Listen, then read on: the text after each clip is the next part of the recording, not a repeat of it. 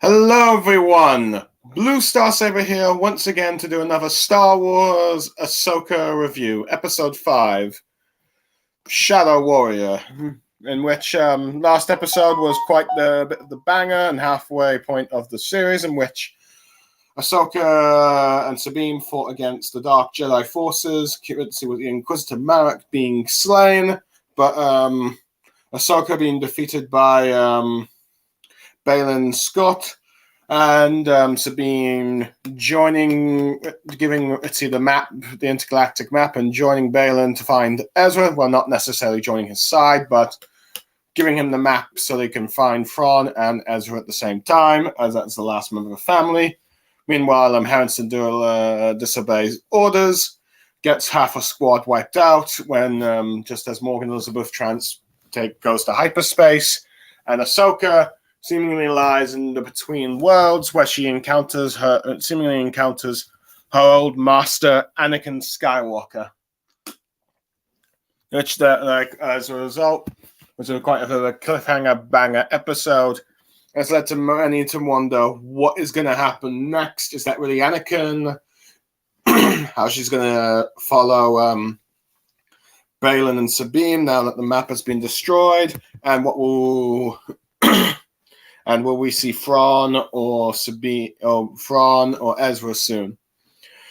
Anyway, and this new galaxy. Anyway, time for the summary of the episode.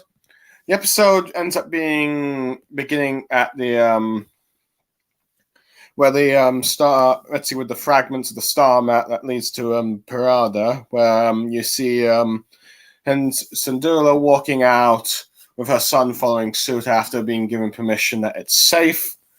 Loves to stay behind Chopper when she senses that someone's nearby, only to discover that it's Huyang, who is just looking at the helmet of Sabine, somberly commenting that he told Ritzy, Sabine, and Ahsoka to stick together, but they never really listened to him. As then we are cut to the world between worlds, where Ahsoka appears to greet the spirit of Anakin Skywalker, comments on how he looks the same from the last time that she saw him in person, rather than, of course, Darth Vader. With him, saying that she's grown old since the last time she's seen him, and wondering what he is doing here, and which Skywalker and what she is doing, why he's here and why she's here with him.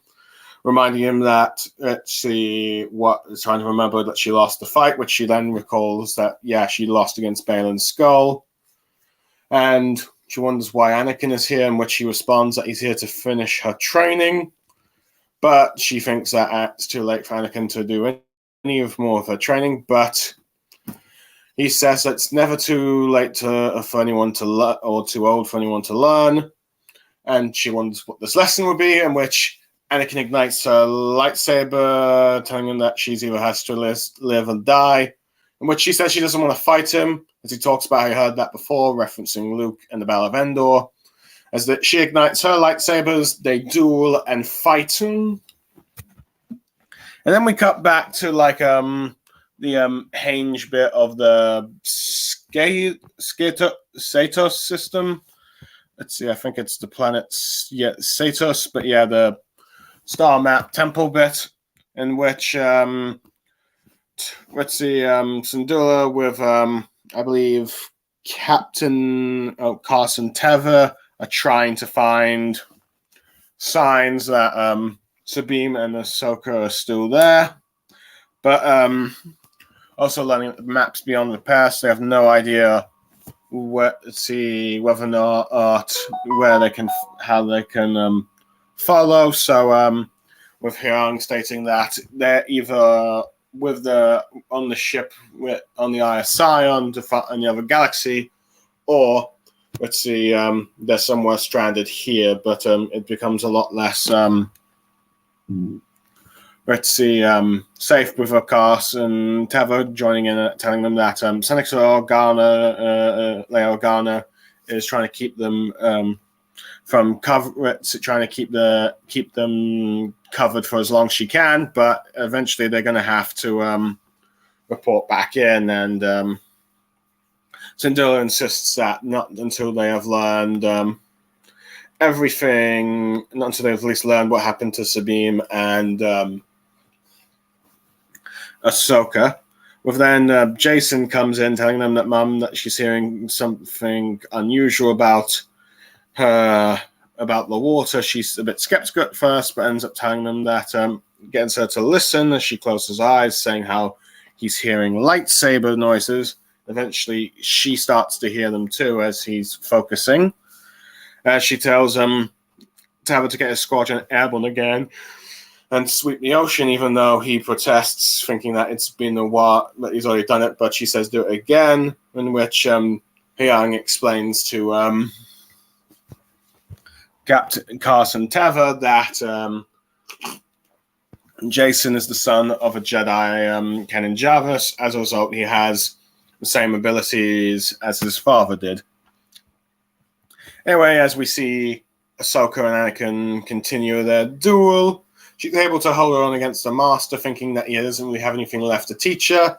But Anakin, in a smug smile, says that she didn't tell her everything he knew, and uses the lightsaber to slice the platform. But let's see where Tana is standing as she falls into the abyss below, only to end up turning into a cloudy fog area as a younger version of herself, in which you see clone troopers in Phase 1 armor walking through, and I think a few Twi'leks as well, the clones from the 501st Legion, some of them white, some of them in the white and blue striped armor, and then she sees Anakin wearing the armor he did during the early stages of the Clone Wars, asking him what's going on, but he's just saying that Ahsoka's just stating the obvious and like the battle, and she realizes this is one of her first missions, the Battle of Ryloth, as she tells her to follow her his lead, and she ignites her lightsaber, showing it's the original green one we saw when we first introduced her in the Clone Wars film. And after a bit of, as they're charging in, and then we cut to like the next scene, it's more of the aftermath of the battle. We see the clones taking care of the injured, and the Nickel droids taking care of the injured, as Anakin, Rex, and the Twi'lek resistance things are discussing the next battle plans, where Ahsoka is holding on to the arm of one of the clone troopers that is injured, but it has his face covered, or possibly starting to die. As Anakin comes to warn her about upcoming Separatist battle droids coming, but Ahsoka, still somber about the carnage that has happened, wonders, like, let's see how she lost so many on her command, which was something that more happened in the space battle, but you can see the meaning here with Skywalker trying to offer her as much insight he can as her master, that, you know, that they are in war and a Jedi's job is to lead in the battle, but also that any mistakes he does weigh heavy on her. And Ahsoka wonders if that's what she has to teach her Padawan someday, to be a soldier like her. As Skywalker's going, Anakin's explaining how he must teach his Padawan to be a soldier despite his own upbringing of being a peacekeeper. But she's wondering if that's all she ever be and, you know, teach her own Padawan. If Anakin tries to make a joke like, let's see, making how if you really want to be a teacher, but she doesn't find that funny. But Anakin's trying to teach her to survive, and she doesn't quite like him being all jokey, but then he gets a bit more serious. And saying that at the time of this training, he's teaching her how to fight and survive as they're getting ambushed again. Let's see, as Ahsoka wonders if she wants to stop fighting, but Skywalker ends up saying if she doesn't, she will die at this situation. And as he advances with the clones and Twi'lek resistance, Ahsoka starts to see visions of him charging up as in her future, as his future self as the Sith Lord Darth Vader. In that scene. Hold on, give me a second. And then as next scene, we see Jason and Chopper staying at the Henge Temple bit, where you have the X-Wings following along with Syndulla, the water, and trying to find them, despite his suggestions that, let's see, the squadron's fuel reserves might end up being wasted from this sweep. Well, at this point, Mitsuhara is talking to Hyang, and he was a bit surprised that New Republic authorized this mission, and she said she didn't, but she ends up wondering if she is truly chasing ghosts like they end up saying, but Hyang tries to assure her that, they can still, but it's in her nature to try and help people, and that's why many people follow her like her. And Hyang insists that Sabine and Tano can survive, especially with Ahsoka, given her tenacious nature. And this is where, similar to her masters, in which I think, Hera ends up asking about this master, but Hyang, thinking a while, and describes Anakin as intense. But before, she can ask more about that, Jason tells them that Chopper is able to pick up something on the scanners, and that they need to go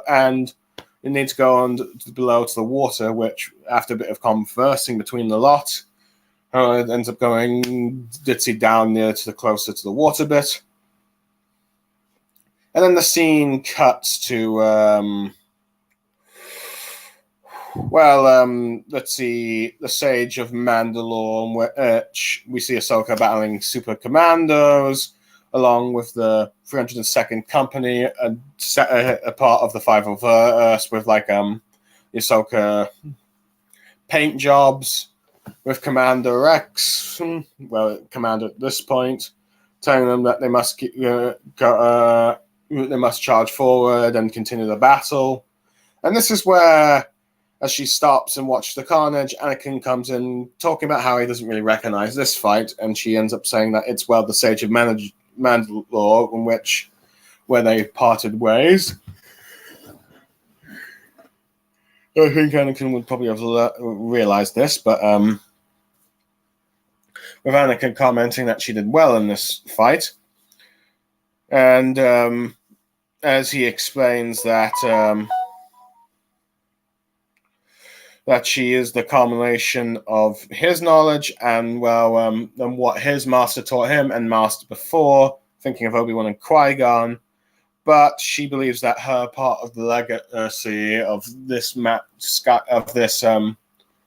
Jedi Master lineage will be one of death and war. But Skywalker assessed that both he and her are more than that. But then Ahsoka ends up saying how she recalls Anakin being more powerful and dangerous than anyone could have realized, and implying that him being, of course, Darth Vader. With Anakin just responding to the mention of his fall, wondering is that really all that she thinks of him, as she really learned nothing, and then reminds her of the choice that he gave her earlier, to live or die, as he ignites his lightsaber. This time, it's a red crimson blade, and this time he has the yellow eyes of the dark side warrior.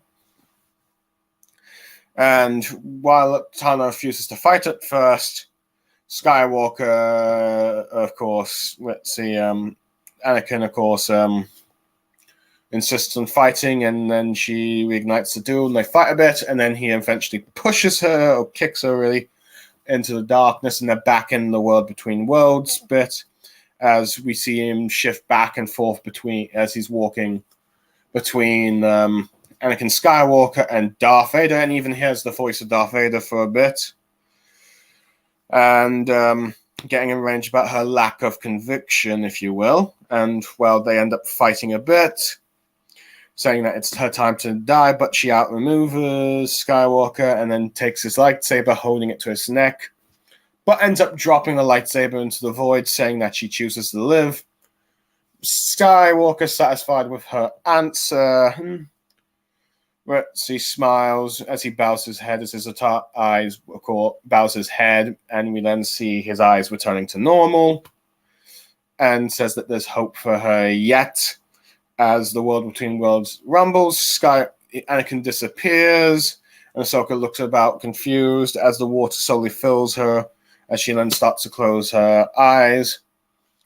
And then she is recovered by a New Republic Lieutenant Jesona, pulling her aboard the ship.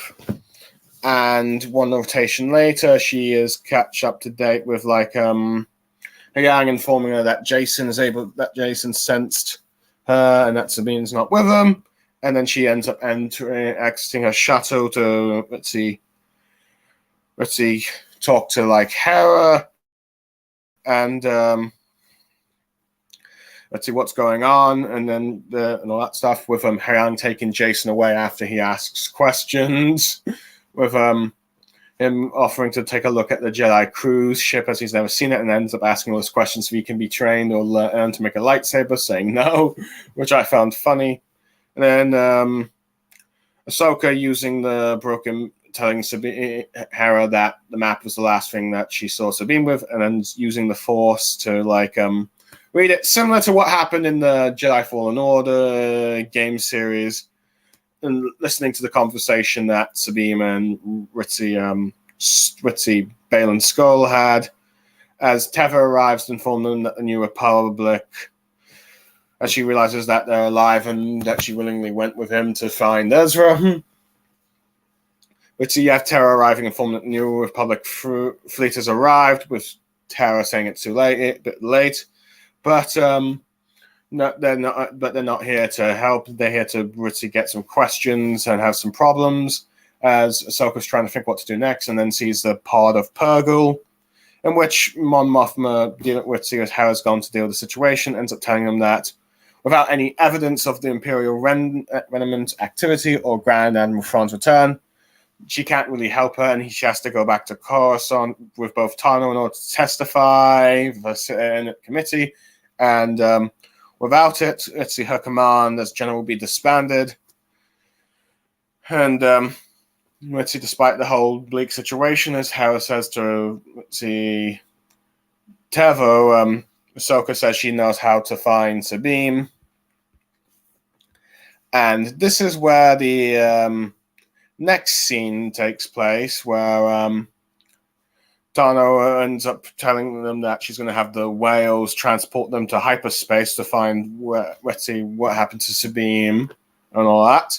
And some of Teva seems a bit skeptical, but Ahsoka now dressed in ends up entering the shuttle and dressed in white robes. Says that she's going to try and communicate them with Syndulla telling Teva to inform the New Republic fleet to try and keep them occupied, as you see Teva conversing with New Republic Captain Gilead, who's trying to please identify kind of thing, and she eventually runs out of patience. So yeah, saying that let's see what is they doing, and what Syndulla, despite him saying that he's on a mission. And then he starts to try and says, okay, I'll tell you what's going on, but you're not going to believe the plan. Anyway, you see Jason with Hera looking at the Purgo, asking about the story about how Ezra, these are the same creatures that Ezra used to take the bad guys away, which she says yes, and about hopefully that she will they will also help Ahsoka find Sabine and the others, as Ahsoka is able to connect to the largest Purgle, and then as a result gets Hayang to get their shuttle inside the giant whale's mouth, as he asks, does he know where they're going, or doesn't know where Ren is, but she says no, but in a sort of light and happy manner, saying that they could take him anywhere, but it's better than going nowhere, given how they might get in trouble with the New Republic back home and after back in Coruscant. But as Sabine,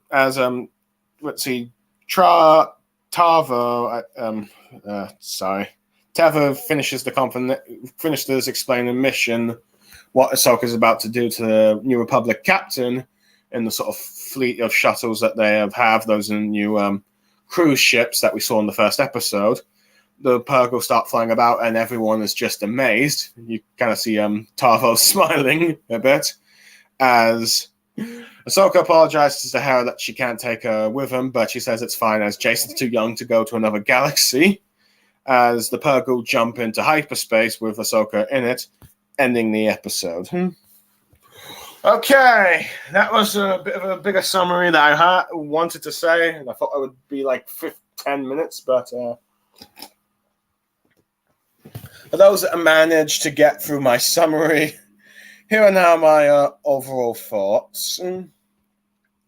I will admit, I'm a bit surprised that at the beginning of the episode, that it didn't cut straight to Ahsoka and Anakin stuff. I thought that would be the first thing they did, but instead they decided to cut between like Syndulla and the New Republic lot and Jason. But I do like how at this bit, despite perhaps risking bringing Jason along, does try to keep him somewhat safe by telling him to stay in the ship until she's certain that there's no enemies out there.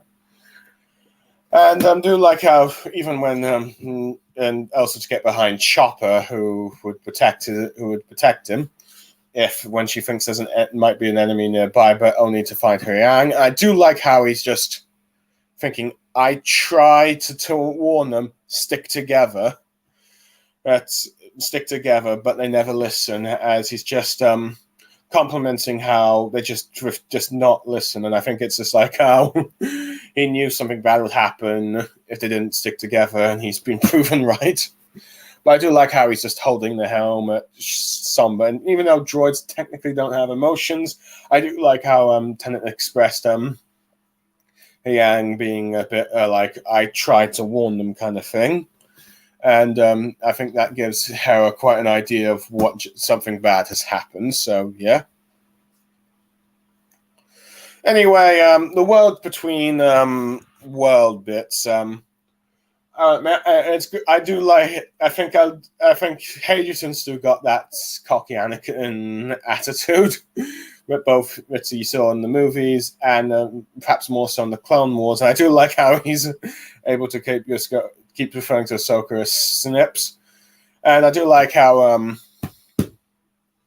they're talking about how they look, how each of them looks kind of how their appearances since the last time they met, since Ahsoka saw him as Darth Vader last time, but now he's like when he was like a last Jedi, and him comments about how she's old.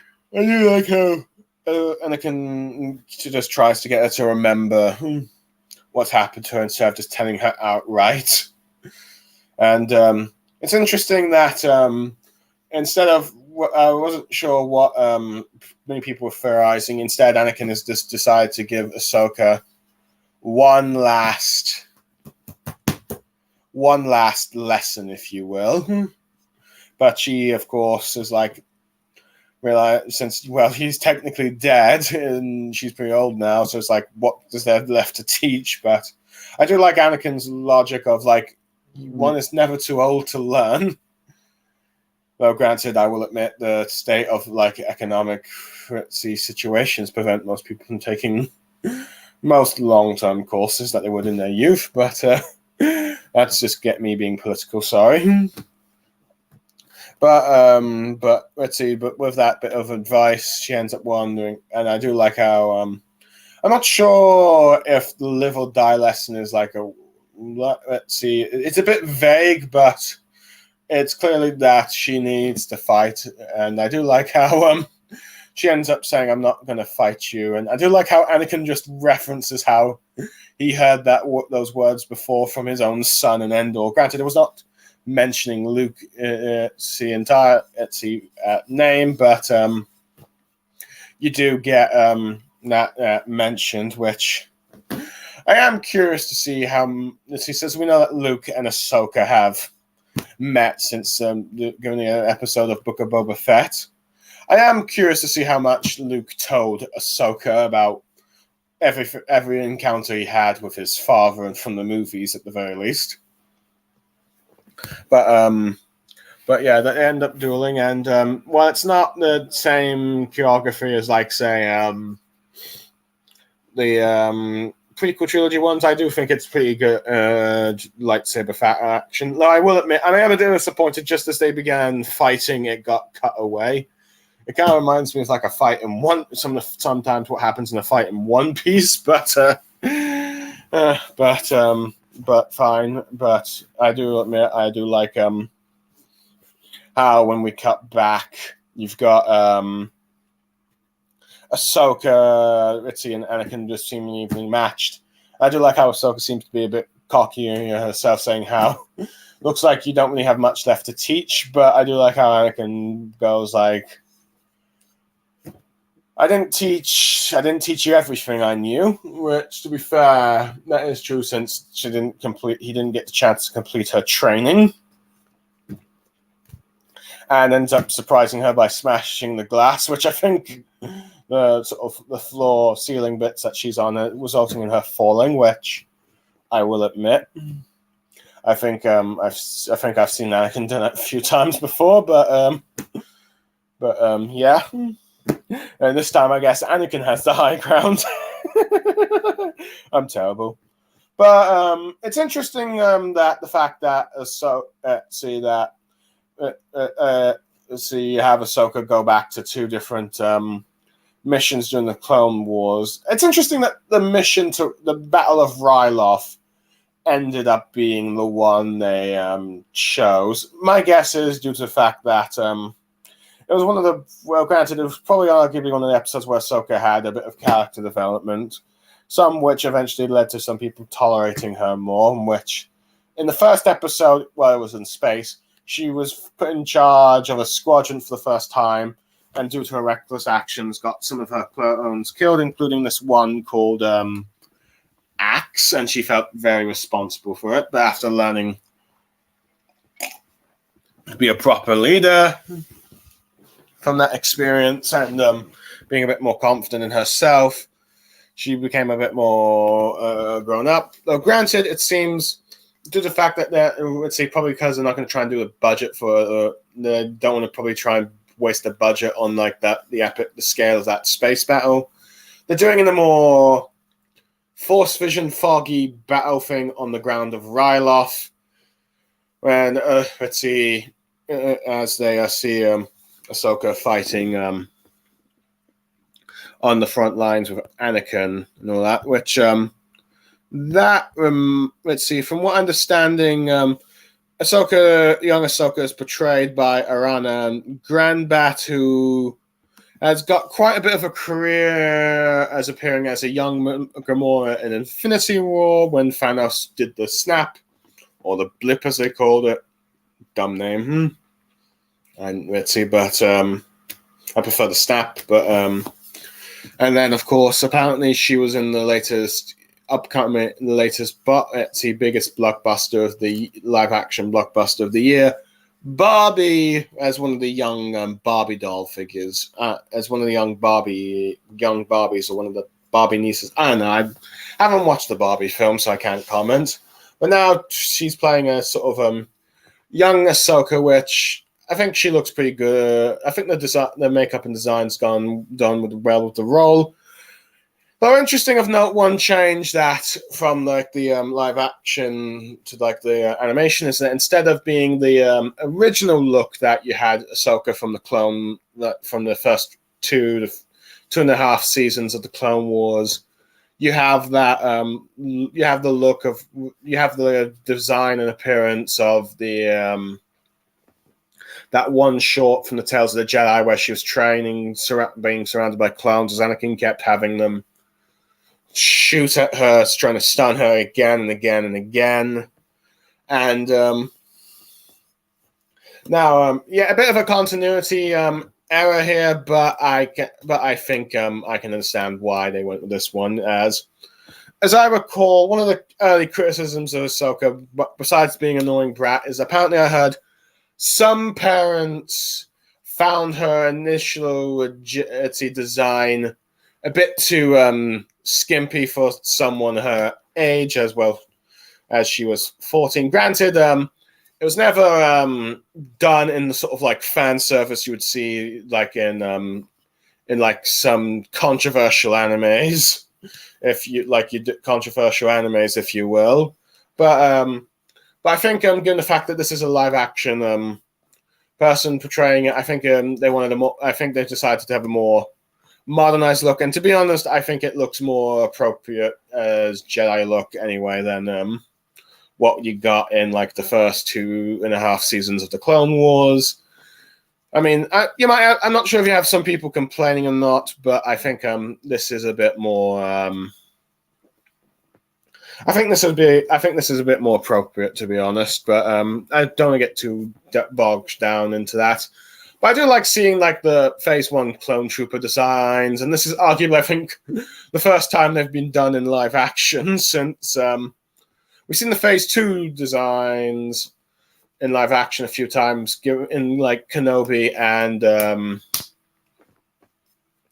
let's see, Book of Boba Fett and Andor. But this is the first. But this is the first time that the Phase 1s are being done in live action, because due to the fact that in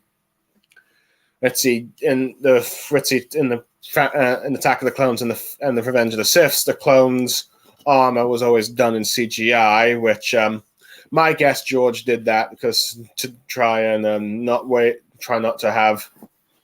My guess is to try and make sure not to create too many armors for budgeting and all that stuff, and not to mention, given the large scale of the Clone Wars battles, probably didn't have like probably wanted to make as many forces the same as much. Many of the didn't want to make the scale large as possible with like all those clones fighting. I mean, whether or not you think it's right and wrong, that's what happens. And not to probably mention that, given the fact that they're all supposed to be based on the same person, have them all the same size and have the same faces, as we saw in the injured bit, you have like one of the dying clone troopers will have their helmet off, have some sort of towel wrapped around their head, so you don't see his face, which that's not probably Taman Morrison here. But I think it's a clever way of doing it, as you just mostly see the clones in the armor. And that includes Rex, which is very awesome to actually see Captain Rex in his clone armor. In live action for the first time. Now, probably it's not Tamara Morrison portraying Rex inside the armor. I'm not sure. But at the very least, we do hear him voice Rex in the second scene. But yeah.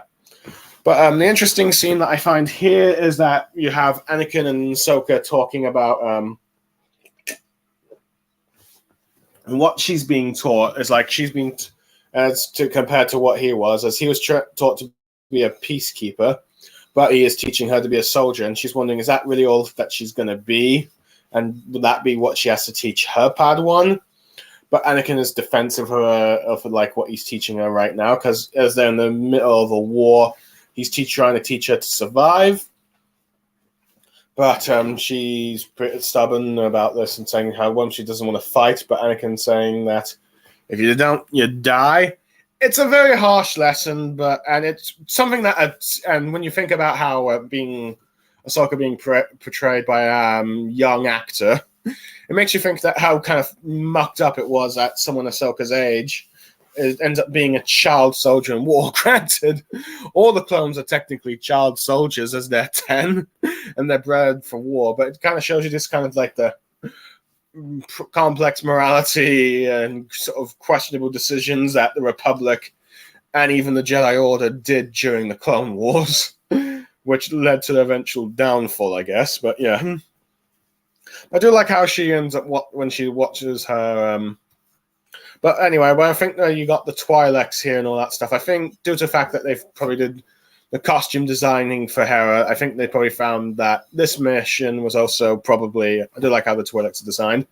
My guess is the Twi'lek they also did Ryloth to show It's because they had the budget to create them ritzy costume designs on Twi'leks, given what they already did with Harrison Dulla. So they probably didn't need to do that much different from like just any other battle and all that stuff, and giving an idea of where they are and all that stuff about with the fog bit being a bit of a force mystery kind of thing. But yeah, but I guess it's also kind of cool to see Twi'leks fighting, as it kind of gives well, you kind of saw that with Kashyyyk, but it was not just clones fighting in the Clone Wars, but yeah. But I do like how Ahsoka, when she's just watching her master from like afar, you're just slowly seeing the signs turning to Darth Vader. Anyway, it's interesting how in the Siege of Mandalore you see Ahsoka fighting some of the Mandalorians, and I think given the Beskar armor bit, well, granted the Clone Wars never really focused much on the Beskar armor, but you see her attacks just trying to strike around those bits. But it's kind of cool to actually see the Darth Maul Super Commando Mandalorian armor in live action for the first time. I think some people will be a bit probably confused about this red armor, but I think some more keen eyes will probably like, hey, is this Darth Maul's armor? But I think definitely diehard fans of the Clone Wars would know it. And I do like seeing Rex's let's see, Phase 2 armor and talking there. Let's see, if I had to guess, Rex is not going to be in any of the Ahsoka episodes, at least not this season, but who knows? Maybe it's possible that you see Tamara Morrison in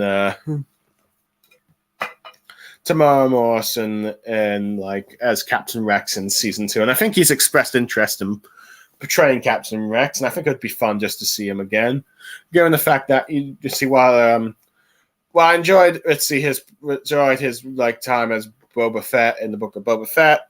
For some people, it's like didn't really do him much justice, especially the fact that he was absent for 2 episodes in that thing. But it'll be cool to see him as Captain Rex. That could be cool to see him interact with maybe Luke Skywalker, but who knows, Leia Organa, which I do like how she was mentioned to helping trying to keep cover for Syndulla, but yeah, going on. I do like how Ahsoka is just commenting, just staring about when there's Rex charge, thinking more on her vision, and this is when Skywalker shows up. Now, interesting, this bit of dialogue here ends up, let's see, due to the dialogue here, I think someone realizes, wondering if this really is Anakin, because he should have known that this is the mission to Malachor. This is the stage of Mandalore, which he sent to her, and she knows that this is where they parted ways. So, granted, this might have just been worded as it was, so that casual viewers would understand what this kind of battle is. Granted, you still have the same actress playing a young Ahsoka, so it's due to the fact the costume design for like what Ahsoka had for the Sage of Mandalore looks quite good. It does make it look like not really much time has passed, really. I mean, the only time you can tell that time has passed is the costume, because since they've got the same actor, let's see, they haven't really aged.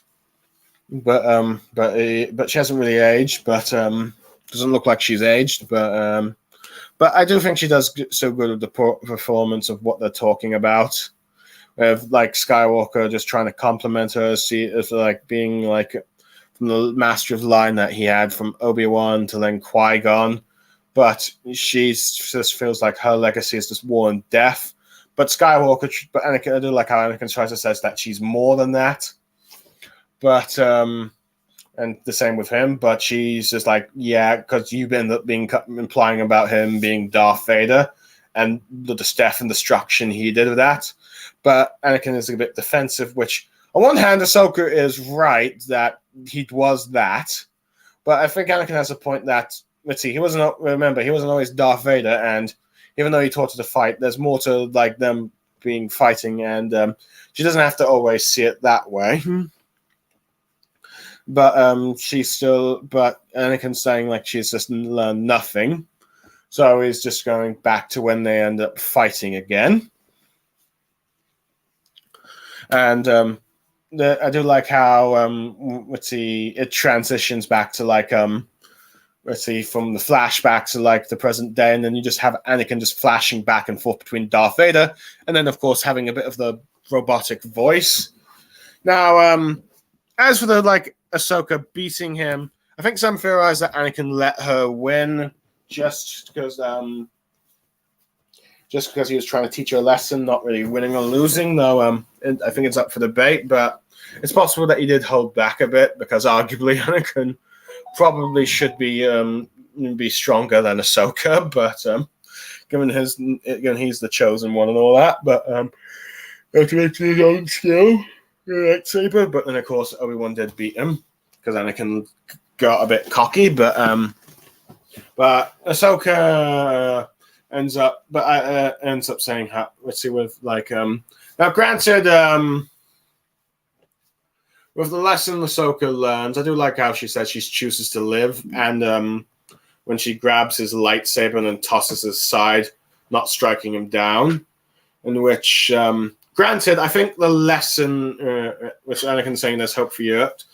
I think this is one of the few weaknesses of this episode is that on one hand I can understand being a bit vague, but I think it was a bit too vague on what kind of lesson was being learned here. Some were confused. Wait, what was the lesson? I think most have assumed that Ahsoka's just been like being a bit detached, or being a bit reluctant to train people, or only training like certain bits, as she's too afraid of her own legacy of being like that of her masters and what her master become. But Anakin when trying to show her that we taught her to fight like a warrior, tries to insist that there's more to her than that. And even though what he became doesn't necessarily mean that it defines her and all that stuff, and what she would teach, as she's got to realize there's more than just her being a fighter in the Clone Wars and soldier in the Clone Wars, and more than just her master falling to the dark side. As to be fair, that her lineage has 2 Jedi Masters that fell to the dark side, so she's just got to like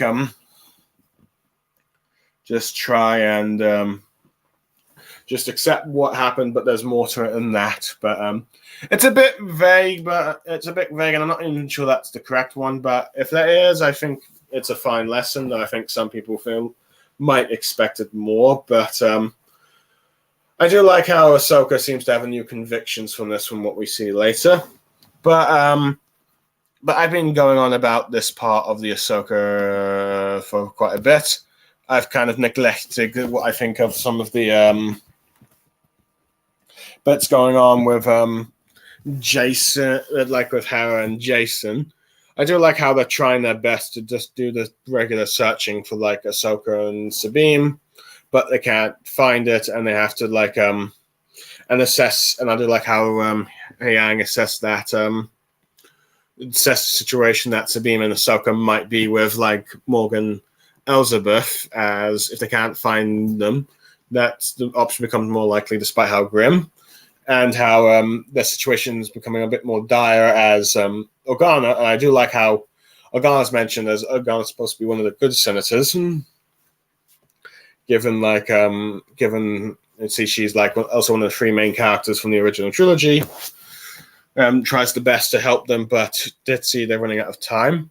But I do like how Jason uses, like, showing Jason's signs of the Force here about where their mother, to his mother, where to go, when he hears like the lightsaber thing, and tries to get his mother to hear. Granted, I think this might confuse some people to wonder if she's also Force sensitive, but I think it's more like as Jason, as earlier in the show. Everyone can tap into the Force. It just takes more a while, but I think Jason is just guiding her to here, and that's why she's able to do it. I mean, granted, perhaps it could have been more explained better, but I do like how Yang tries to explain to the confused Teva that, given the fact that Jason's the son of a Jedi, he has abilities that lets him do things, and he's like, sure, why not? And she's probably heard about Jedi quite a bit. But I do like how we finally got a mention of Kanan Jarrus. I feel like it's a bit weird how he wasn't mentioned properly until now, but I'm glad he did. But I do like how and later when they're searching with the X-Wings and Ritzy trying to use more fuel, you have the conversation with Hera and Hyang about Ritzy, the unauthorized mission, and Hyang saying that he did like you're a good person and just trying to help, and this is why people follow you. And his confidence in Ahsoka surviving, given her master. I do like how Hera's a bit curious about Ahsoka's master, even though she's technically met him already, but when he was Darth Vader. But it goes to shows a sign that not everyone post Jedi learned who Darth Vader and Anakin Skywalker are the same person. As I believe the Bloodlines novel ends up, that's when it becomes a bit more public. And Anakin becoming a bit more of a controversial figure. But I do like how Hyang is trying to find the ideas of what to describe him as intense. And I think this implies that he probably as being with Ahsoka, probably knows that Anakin Skywalker eventually became Darth Vader. I do like the sort of like funny banter with like Jason saying Chopper blah blah said this and that when to find the water. But I do like how once Ahsoka Ritzy her lesson with Anakin's over, gets absorbed by water and then gets picked up by one of the New Republic thing. I do like, and it's interesting that people have noted that Ahsoka seems a bit more happy, ongoing, and personality-wise after this bit. As people wonder that her stoic and cold nature for the last 3 episodes was a part of a character arc of her being distant for what would like happen with Anakin, but then being more open afterwards and accepting who she is. But I do like how that happens.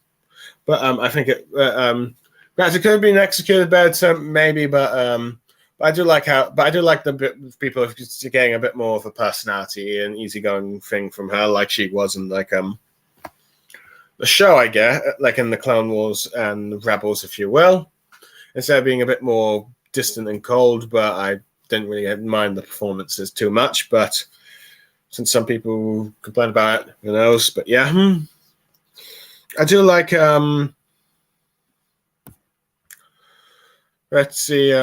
No, granted, I think this might have been controversial for some. I think I saw Angry Joe didn't like it, but Ahsoka using the same force ability that you see Cal Kestis use to like from this Jedi Fallen Order game. So I do like how they're bringing stuff in the games into this by tracing the memories of the Force. But I think Jedi could have done that before, but I'm not sure. But I think that was more hinted at. Granted, since we don't see Sabine and Baylan in this episode, we hear their voices here, so it's fine. But I do like how Ahsoka's just able to learn everything there and is able to inform what's going on. I do like how, as a result of Hera's own witty actions from beforehand, you see Mom Mothma says there are going to be some consequences unless you show up with Ahsoka to try and testify as much as you can without the sort of evidence that you have. Otherwise, you're going to be discharged from your thing, discharged from her general position, which Tava's against, as you can see from his expression. But I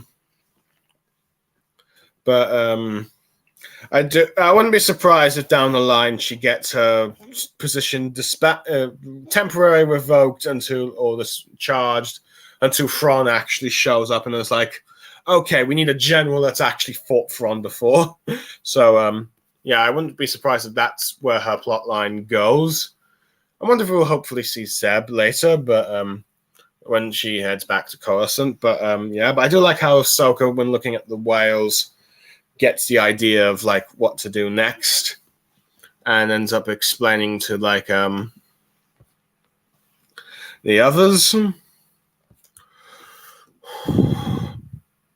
But anyway, I do like how Jason is like when trying to end up asking questions, gets yeah, and to like really show a Jedi cruiser, and I do like how he's like, I've only seen Jedi cruiser before, but again gets excited at a Jedi one, as I think most kids that age, including probably me, would have been excited to explore a Jedi ship. And definitely asks all the questions I would about, can you teach me how to fight a lightsaber, or can you teach me how to build one, and all that. So there's that. But I do like how Ahsoka ends up. She has an idea of with like the Purgo and all that stuff, and gets. And I know that Hera ends up pretty getting on board with this idea because of what she saw Ezra do with it beforehand. But Tavo's a bit more skeptical, but goes along and tries to stall. And which I think I saw some people not really like this new Captain Girard being another incompetent New Republic officer and all that stuff. But I think that is the point of like who's like just trying to follow orders and telling Tavo to stop messing with like let's see, identify with those credits saying those identify yourselves on like. Just not to interfere with Hera Syndulla's mission, despite technically she's not supposed to have one, and eventually she gets impatient with the tractor beam. Who knows? But I wouldn't be surprised if we see her later. Who knows? Maybe when Thrawn returns, her forces end up battling him, and you see Thrawn, and there's a glimpse of what Thrawn can do, ends up crushing her. But I think that might be a bit too harsh. But who knows? I wouldn't be surprised if they do that with her. But I will admit the Purgo effects and the let's see look very well. It looks very old cinematic, and I do like the bit of vagueness about how Ahsoka says she has no idea where they're taking him, and which concerns Yang a bit. And I do like how Jason's excited at the Purgo whales as he heard the stories about how Ezra defeated Thrawn with them and all that stuff from her mother, and now that they're going to try and plan to try and find Sabine and all that stuff. And I do admit it's very impressive that Ahsoka is able to communicate with them. But yeah, I am curious to see how Thrawn will try and deal with these Purgo whales the next when they show up. If wonder if he's learned something new and how to deal with them. But yeah, but I do like how the scale and you see them flying around the ships. And seeing all those like New Republic pilots that with Hera's squad and the New Republic militia, including the I do like how they got like an Ishid Tib with one of those green beak aliens as a new officer. So I do like this as just showing the diversity of the New Republic military compared to say like the Empires. So I do like seeing that at the very least. But I do like just the look on their faces, like they cannot believe it. This amazement thing as you get Ahsoka just saying, even though she has no idea where she's going, she's just so happy to like she just seems a lot more easygoing and has faith in where they're going. As she says, going anywhere is better than nowhere, and probably dealing with like the New Republic's incompetent senators. So yeah, so I thought that was good. I do like how she's now wearing her full-on Ahsoka the White Jedi getup. Granted, my guess is when Dave Filoni first did it, he wanted to try and imply that, but when he changed it to like the black looks, or at least or went back to like the sort of Mandalore look that you got until like the Mandalorian Book of Boba Fett and like the first half of this season of Ahsoka. Decided to go like my guess is to try and have some sort of more of a character arc of her being reborn as Gandalf the White or the Ahsoka the White. But I do like the Jedi getup. It looks a bit like here. It looks a bit more like a Jedi getup and all that stuff. But yeah, overall, I think this episode was pretty good. I'd say a 9 out of 10. There were probably like a few questionable issues, but I know some might think this episode is nothing but a fan service episode with the Clone Wars, but I think it was pretty good with the interactions with Hadison and Ahsoka. The plot, B plot line with Jason, with tapping into the potential of the Force to find Ahsoka was good enough. And I do like how you've got like our crew trying to find ways to stall the New Republic while Ahsoka gets on the Purgle. and all that stuff, and just going into hyperspace, and Anakin and just like Hayden Christian back as Anakin Skywalker, and this time a full-on appearance, since in Obi-Wan you only really saw that flashback fight scene and a few witty bits when his mask was broken at the end of his fight against Obi-Wan. So you got a bit more of a show of Anakin here. Is this the end of we're going to see of Anakin? Who knows? He probably will return some point later down the line, but we'll have to wait and see and all that stuff. And there might be some disappointment that the bad guys didn't show in this episode, but you got like Balin's voice and the Force Vision thing, and I think it's fine to have one episode without them. But as I think with this episode, it's mostly focusing on Ahsoka and her trial with Anakin, and of course her and Jason and the New Republic stuff. So yeah, I think it's overall a 9 out of 10 episode. I enjoyed it. And I hope those that listened to my review enjoyed what I had to say. Sorry for the long summer at the beginning. I thought I'd try and do that for a change, as I used to, but who knows, maybe I'll go back and forth again with the views, or try to be a bit quicker next time than my summaries. But let's see. I am Blue Star Saber, signing off. May the Force be with you. And with that, goodbye.